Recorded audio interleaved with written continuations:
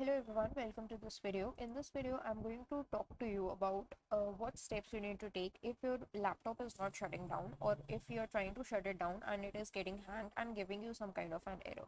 So this could be very much possible because of the hibernate issue. That is, hibernate is a feature recently added in Windows that allows you to actually hibernate your kernel instead of shutting it down completely, so that it increases the uh, it increases the speed of your system, it increases the boot performance of your system.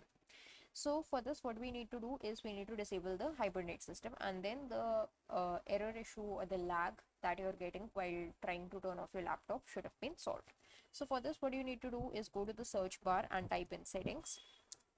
Once in settings, you need to go to the search bar or the settings tab and type in power.